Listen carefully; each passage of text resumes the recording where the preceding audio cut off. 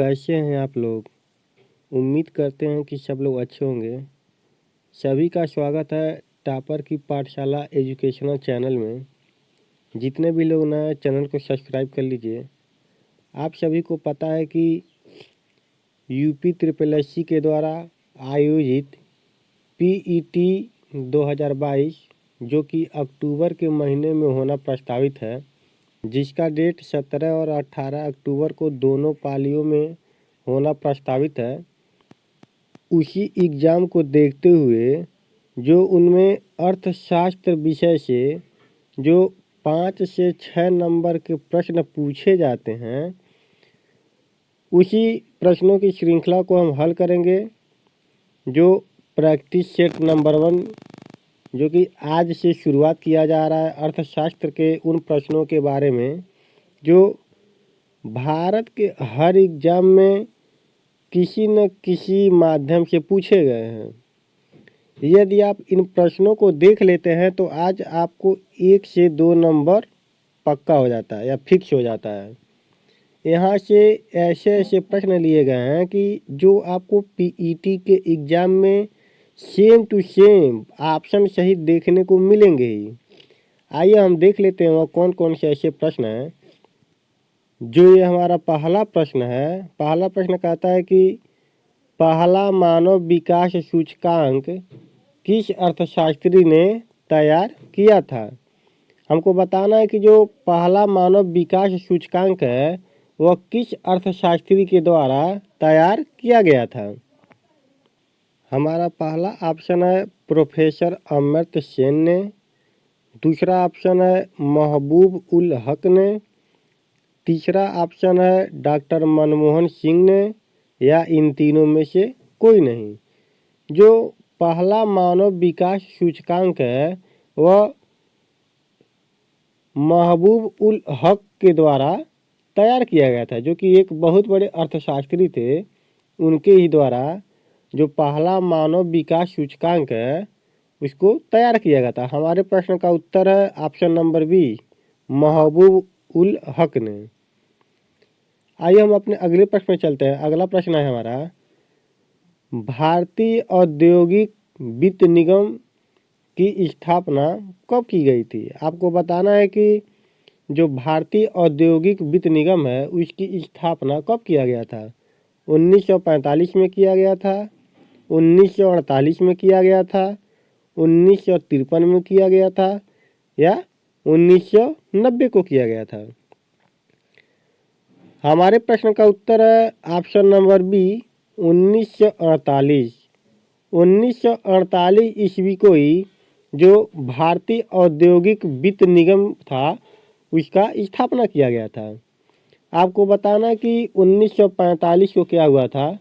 1945 को 24 अक्टूबर 1945 को संयुक्त राष्ट्र संघ का स्थापना किया गया था।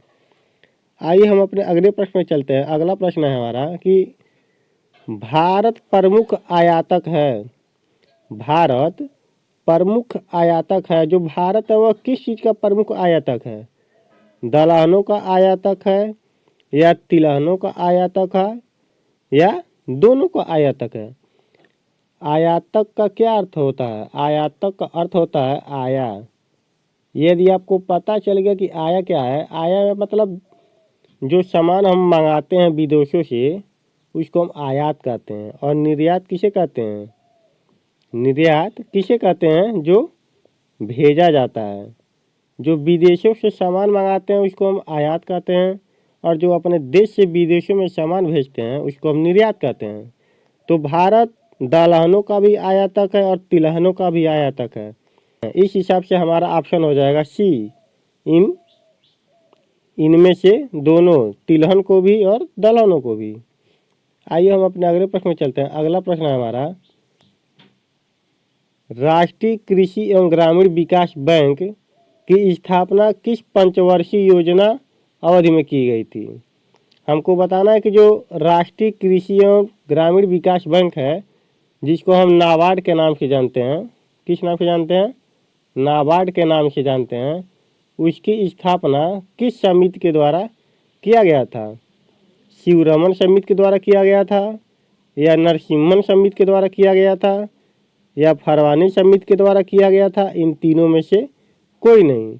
आपको बताना है कि जो नाबार्ड बैंक है इसकी स्थापना कब हुआ था? नाबार्ड बैंक की स्थापना कब हुआ था? नाबार्ड बैंक की स्थापना 1982 ईस्वी को शिवरमन समिति के द्वारा किया गया था, जो कि ऑप्शन नंबर ए में है। हमारे प्रश्न का उत्तर हो जाएगा ऑप्शन नंबर ए।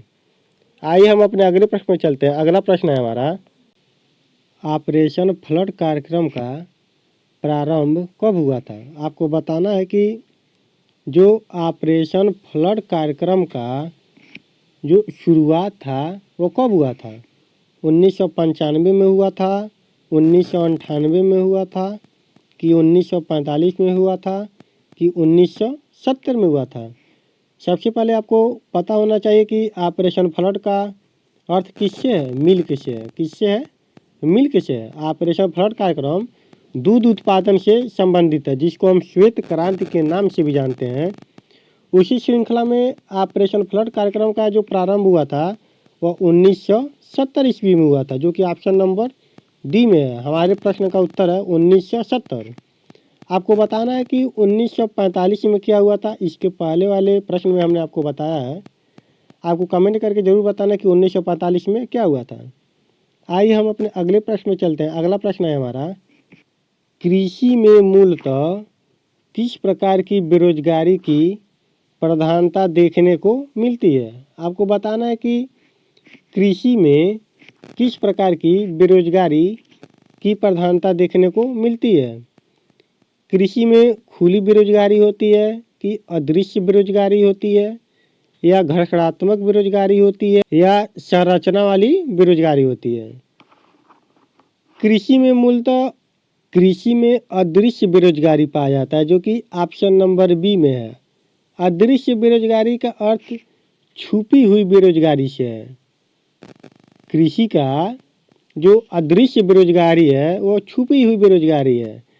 छुपी हुई बेरोजगारी क्या होता है कि जैसे मान लीजिए खेत में काम करने वाले मजदूरों की जो आवश्यकता है वह 4 है, और वर्तमान समय में जो मजदूर हैं उसमें 6 लगे हुए हैं, तो वह छुपी हुई बेरोजगारी के रूप में आएगा, क्योंकि जहाँ पे 4 मजदूरों की आवश्यकता है वहाँ पे 6 लगे हुए हैं। यदि 6 के जगह पे 4 भी होते या 3 भी होते तब भी वह काम हो जाता है। इस प्रकार की बेरोजगारी को हम छुपी हुई बेरोजगारी भी कहते हैं और अदृश्य बेरोजगारी भी कहते हैं। हमारे प्रश्न का उत्तर हो जाएगा ऑप्शन नंबर बी, अदृश्य बेरोजगारी। अगला प्रश्न देख लेते हैं। अगला प्रश्न क्या है हमारा, भारत में तंबाकू का सर्वाधिक उत्पादन करने वाला राज्य, भारत में तंबाकू का जो सर्वाधिक उत्पादन करने वाला राज्य है वो कौन सा है? आंध्र प्रदेश है, कि मध्य प्रदेश है, कि कर्नाटक है, कि हरियाणा है? तंबाकू का उत्पादन सर्वाधिक किस राज्य में होता है? आंध्र प्रदेश में, मध्य प्रदेश में, कर्नाटक में, या हरियाणा में? तंबाकू का सर्वाधिक उत्पादन करने वाला राज्य आंध्र प्रदेश हो जाएगा, जो कि ऑप्शन नंबर ए में है। आंध्र प्रदेश के राजमुंदरी में, आंध्र प्रदेश के राजमुंदरी में ही तंबाकू का सर्वाधिक उत्पादन किया जाता है। कर्नाटक में एक बहुत ही प्रचलित नृत्य है जिसको हम यक्षगान के नाम से जानते हैं।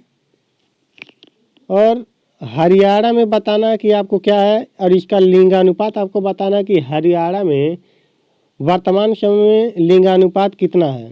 हमारे प्रश्न का उत्तर हो जाएगा option number A, Andhra Pradesh. तंबाकू का सर्वाधिक उत्पादन करने वाला राज्य आंध्र प्रदेश है। आइए हम अपने अगले प्रश्न पर चलते हैं। अगला प्रश्न है हमारा, पंचवर्षीय योजना का अंतिम प्रारूप कौन प्रस्तुत करता है? आपको बताना कि जो पंचवर्षीय योजना है इसको अंतिम प्रारूप कौन देता है? वित्त आयोग देता है, कि राष्ट्रीय विकास परिषद देता है, या वित्त मंत्रालय देता है, कि योजना आयोग देता है? योजना आयोग का अध्यक्ष पीएम होता है। आपको कमेंट करके बताना है कि वर्तमान समय में वित्त मंत्री कौन है। और हमारे प्रश्न का उत्तर हो जाएगा ऑप्शन नंबर बी, राष्ट्रीय विकास परिषद। पंचवर्षीय योजना का अंतिम प्रारूप राष्ट्रीय विकास परिषद के द्वारा प्रस्तुत किया जाता है। आपको ये बताना है कि जो वित्त आयोग का वर्णन है वह संविधान के किस अनुच्छेद में है। आपको कमेंट करके बताना है। यदि आपको वीडियो पसंद आया है तो वीडियो को लाइक कर दीजिए। कमेंट करना चाहें तो कमेंट कर सकते हैं, और कमेंट करने से पहले वीडियो को शेयर कर दीजिए। और जितने भी बच्चे नए चैनल को सब्सक्राइब कर लें, कमेंट करके अपना राय ज़रूर दें कि आप आने वाली वीडियो कौन से टॉपिक पे चाहते हैं। धन्यवाद।